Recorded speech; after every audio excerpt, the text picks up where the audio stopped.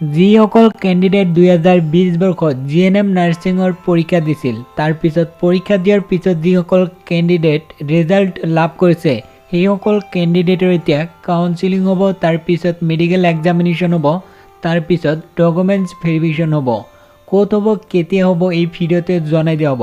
লগতে জানিব পাৰিব কাউন্সেলিঙৰ সময়ত কি অৰিজিনেল ডকুমেণ্টছ লৈ যাব লাগিব। কম সময়ৰ ভিতৰতে গোটেই ডিটেইলছ জনাই দিয়া হ'ব, ভিডিঅ'টো স্কিপ নকৰিব। ইয়াতে চাই লওক ভিকেনেৰেল স্কুল অফ নাৰ্ছিং নুমলীগড় যিসকল কেণ্ডিডেট ভিকেনেৰেল স্কুল অফ নাৰ্ছিঙৰ জিএনএম পৰীক্ষা দিছে ৰিজাল্ট লাভ কৰিছে সেইসকল কেণ্ডিডেটৰ কাউন্সেলিং হ'ব ডিচেম্বৰ মাহৰ 23 তাৰিখে কাউন্সেলিং হ'ব, ইয়াতে উল্লেখ কৰিছে। দিনৰ 9টাত কাউন্সেলিং হ'ব, ইয়াতে উল্লেখ কৰিছে।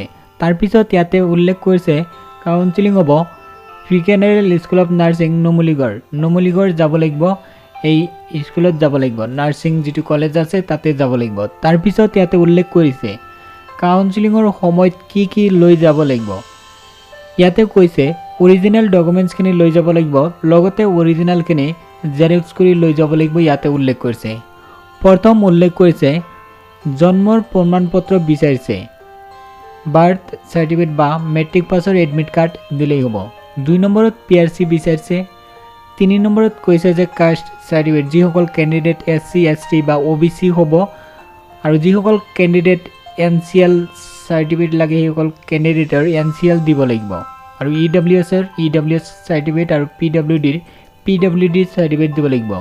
তাৰপিছত কৈছে যে 4 নম্বৰত উল্লেখ কৰিছে, ইয়াতে কৈছে যে কেণ্ডিডেট য'ৰ পৰা মেট্ৰিক পাছ হৈছে, HSLC পাছ হৈছে, সেই স্কুলৰ এটা প্ৰমাণ লাগিব, এনেকুৱা এটা ডকুমেণ্টছ লাগিব য'ত লিখা থাকিব লাগিব বিদ্যালয়ৰ নাম।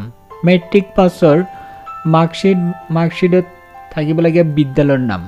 তাৰপিছত ইয়াতে চাই লওক, ইয়াতে কৈছে যে 12 পাছ অৰ্থাৎ HS পাছৰ মাৰ্কশ্বিট আৰু চাৰ্টিফিকেট লৈ যাব লাগিব, ইয়াতে উল্লেখ কৰিছে। তাৰপিছত উল্লেখ কৰিছে ভেলিড আইডেণ্টিটি প্ৰুফ লৈ যাব লাগিব কেণ্ডিডেটৰ, যেনে ভোটাৰ ID, পান কাৰ্ড এইবিলাক লৈ যাব পাৰিব বা আধাৰ কাৰ্ড লৈ যাব পাৰিব।